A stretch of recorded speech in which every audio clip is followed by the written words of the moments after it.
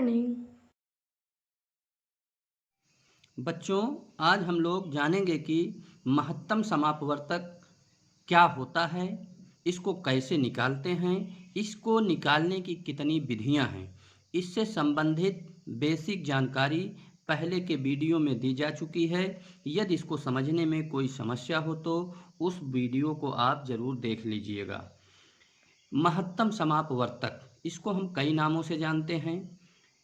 Highest common factor HCF भी लिखा रहता है, तो इसका मतलब ये है कि महत्तम समापवर्तक निकालना है। इसका दूसरा नाम ग्रेटेस्ट कॉमन डिवाइजर, इसको GCD के नाम से भी जानते हैं। मस महत्तम समापवर्तक, ये मस जो है ये महत्तम समापवर्तक का संक्षेप में रूप है, छोटा रूप है। मस वह महत्तम संख्या है, महत्तम मीन्स बड़ी, वह बड़ी संख्या है जो दी गई संख्या को विभाजित कर सके। जो भी संख्या दी रहेगी, महत्तम निकालने के बाद जो संख्या आएगी उससे वह संख्या विभाजित हो जाएगी। महत्तम समापवर्तक निकालने की 3 विधियां हैं। पहला है अपवर्तक विधि, दूसरा है अभाज्य गुणनखंड विधि, तीसरा है भाग विधि। तो पहले हम लोग अपवर्तक विधि देखते हैं। अपवर्तक विधि में जैसे दिया है कि 48 64 का मस ज्ञात करो। 48 64 का मस ज्ञात करो, और वह भी अपवर्तक विधि से। तो अपवर्तक विधि में क्या करते हैं, जो संख्या दी गई है उसको लिख लीजिए, और यह संख्या किससे किससे कटती है उसको लिख लीजिए। उसी को अपवर्तक कहते हैं, मतलब ये संख्या किससे किससे कटेगी। तो इसको जानने के लिए इसके पहले एक और वीडियो विभाज्यता के नियम बताया गया है। यदि उसमें भी विभाजित करने में कोई समस्या होती है कि यह संख्या किससे कटेगी, तो उसको भी आप देख लेंगे। जैसे 1 से सब संख्या कट जाती है तो 1 लिखेंगे।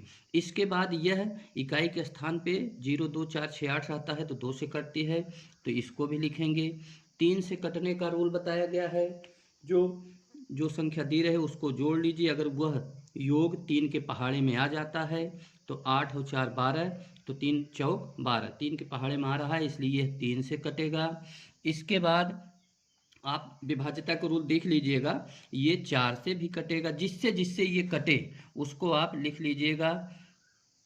6 से भी कटेगा, 8 से भी कटेगा, 8 से 48 होता है।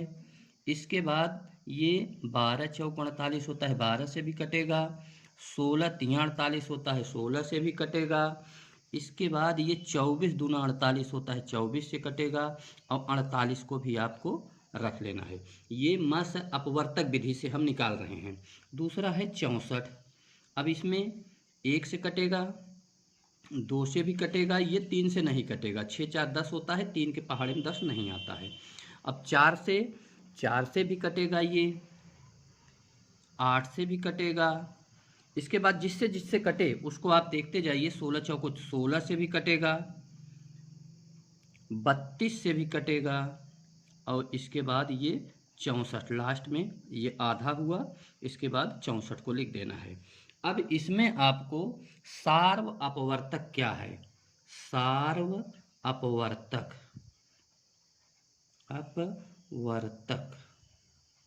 क्या है इसको लिख लेना है। दोनों में जो मिल रहे हैं, जो दोनों में मिले उसको आपको लिख लेना है। जैसे 1 यहाँ मिल रहा है दोनों में, 2 यहाँ मिल रहा है, इसके बाद 4 मिल रहा है, इसके बाद 8 मिल रहा है, और 16 मिल रहा है। अब सार्व अपवर्तक जो है लिख लेंगे आप, 1 2 4 8 और 16।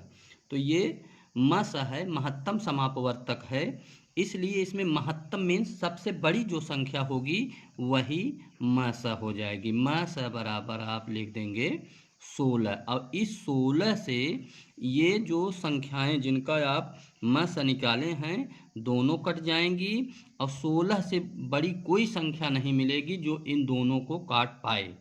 अब हम लोग मस निकालने की जो अगली विधि है अभाज्य गुणनखंड विधि, उसके विषय में देखते हैं। अभाज्य गुणनखंड विधि ये इम्पॉर्टेंट विधि है, क्योंकि अभाज्य गुणनखंड का हर जगह गणित में ज़रूरत पड़ती है, इसलिए अभाज्य गुणनखंड जो है आपको जानना बहुत ज़रूरी है। इसमें जैसे हम ले लिए, हमको निकालना है 48 और 64 का महत्तम समापवर्तक ज्ञात करो अभाज्य गुणनखंड विधि से। तो आपको करना क्या है, पहले 48 आप ऐसे लिख देंगे और इसकी अभाज्य गुणनखंड आप निकाल लेंगे। ये 48 ऐसे लिखेंगे।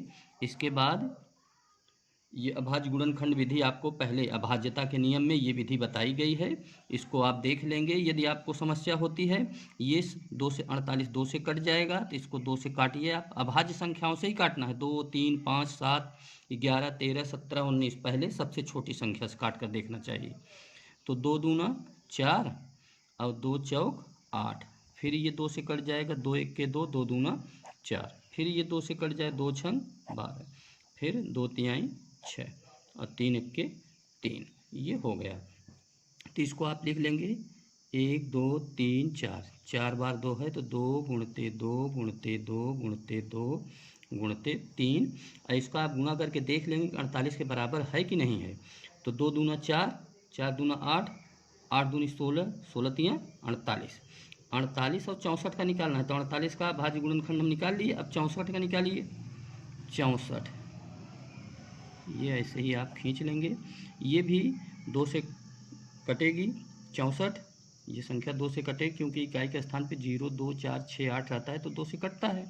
तो 2 तिहाई 6 और 2 दूना 4, फिर 32 है तो 2 1 के 2, यहाँ 3 है तो 1 बचा और 12 हो गया। 2 छंग 12, 2 8 16, 2 चौक 8, 2 दूना 4, 2 1 के 2, 1 2 3 4 5 6। तो 64 का गुणनखंड हो गया 2 गुणते 2 गुणते 2 गुणते 2 गुणते 2 गुणते 2। अब इसको गुणा करके देख लीजिए 64 के बराबर है कि नहीं है। 2 दूना 4, दूना 8, दूनी 16, दूना 32, दूना 64, 64। अब ये गुणनखंड हो गया। अब आप क्या करेंगे, दोनों में मिलाइए कौन कौन सा गुणनखंड मिल रहा है। जैसे यहाँ 2 है तो यहाँ भी 2 ये मिल रहा है, एक जोड़ा ये मिल रहा है, दूसरा जोड़ा ये मिल रहा है, फिर ये मिल रहा है, ये मिल रहा है, और यहाँ 3 है ना, यहाँ 3 नहीं है। इसमें मासा में आपको यही ध्यान रखना है, जो संख्या 2 संख्या दी रहे या 3 संख्या दी रहे जो मासा निकालने के लिए, उसमें जो दोनों में या तीनों में मिले उसी को आपको लिखना है। तो 48 व 64 का मस बराबर महत्तम समापवर्तक बराबर जो दोनों मिल, केवल दोनों में जो मिलेगा उसी को लिखना है। लास्ट समय हम लोग क्या करते थे, जो दोनों मिलता था उसको भी लिख लेते थे और जो नहीं मिलता था उसको भी लिख लेते थे लास्ट समय लघुत्तम समापवर्त में। लेकिन मास में जो दोनों में मिले उसी को लिखना है। तो 2 मिल रहा है, फिर 1 2 मिल रहा है, फिर ये 2 मिल रहा है, फिर ये 2। अब ये हो गया 2 दूना 4, दूना 8, दूना 16। अब देखिए अपवर्तक विधि से आप निकाले थे तब भी ये 16 आया था, अभाज्य गुणनखंड विधि से निकाले हैं तब भी यह 16 आ रहा है। तो आपको ध्यान यही देना है, जो भी अभाज्य गुणनखंड आए उनमें जो 2 संख्या दी है अगर मासा निकालने के लिए तो दोनों में मिलाइए, जो गुणनखंड दोनों में मिले उसको लिखना है। 3 संख्या दी रहेगी, तीनों मिलाना है, जो दोनों या तीनों में मिलेगा वही उसी का गुणा कर देंगे, वही उसका मासा हो जाएगा। मासा निकालने की अगली विधि है भाग विधि। भाग विधि इसको देखिए कैसे निकालते हैं, बहुत सरल मेथड है ये। 16 और 60 का मासा ज्ञात करो, मासा ज्ञात करो, महत्तम समापवर्तक ज्ञात करना है आपको। तो ये भाग विधि है। तो भाग विधि में देखिए लस जो निकाले हैं आप, जो संख्या दी रहती थी उसको ऐसे करके करते थे, लेकिन मासा में ऐसा नहीं होता है। मासा में जो छोटी संख्या होती है उससे बड़ी संख्या में भाग देते हैं। जैसे छोटी संख्या यहाँ 16 है, इससे भाग देंगे किसमें, जो बड़ी संख्या दी गई है। तो 16 से भाग देंगे इसमें, तो ये हो जाएगा 16 तियाँ 48।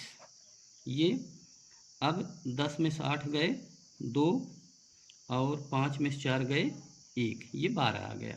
जो यहाँ शेष आए उससे भाग देना है जिससे भाग दिए थे आप। ये 16 यहाँ उतार लेना है आपको, जिससे दिए थे। जो शेष आया अब शेष फल से भाग देंगे जिससे आप पहले भाग दिए थे। तो ये 12 इक्के 12। अब इसको घटाएंगे तो यहाँ आएगा 4।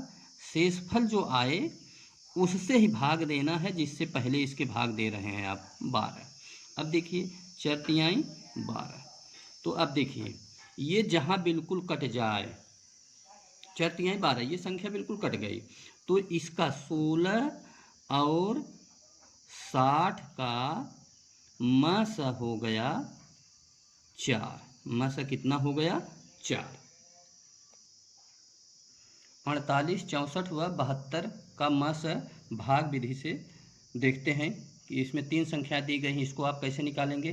तो आपको करना क्या है, जैसे इसमें सबसे छोटी संख्या देखिए, उससे जो बड़ी हो, सबसे बड़ी वाले में भाग नहीं देना है। जैसे 48, 64, 72 है, तो 48 से भाग आप 64 में दीजिए।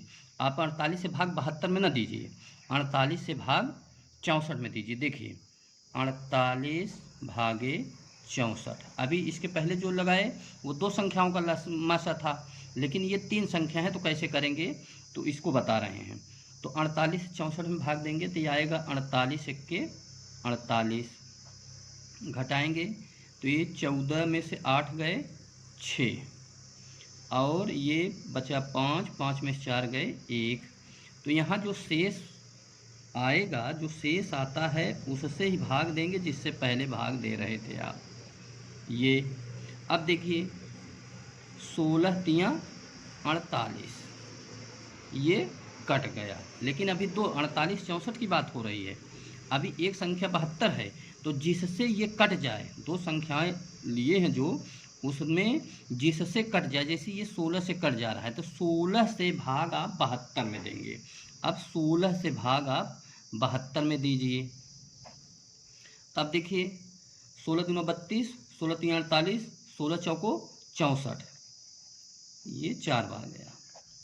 अब इसको घटाइए, 12 से 4 गए 8 और 8 बचा, यहाँ कटा नहीं, तो जो भागफल आएगा वो शेषफल आता है, उससे आप जिससे भाग दिए फिर उसमें भाग देंगे। ये देखिए 16 में भाग दे देंगे तो ये 8 दूनी 16, यहाँ जाकर ये बिल्कुल शेषफल शून्य हो जा रहा है। तो आप 48, 64 व 72 का मासा जो होगा, महत्तम समापवर्तक जो होगा, उसको आप लिखेंगे 8, क्योंकि इन तीनों संख्याओं की सबसे बड़ी संख्या यही 8 है जो तीनों को काट देगी। इससे बड़ी कोई संख्या नहीं मिलेगी जो ये तीनों को काट पाएगी। यदि 16 लेंगे तो 16 से ये कटेगा, ये नहीं कट पाएगा, इसलिए 8, इनका मासा 8 होगा। और आप इस पर ध्यान दें कि ये जो शेषफल आता है उससे ही जिससे भाग दिए हैं उसमें भाग देते हैं, ये आपको बिल्कुल ध्यान देना है। धन्यवाद।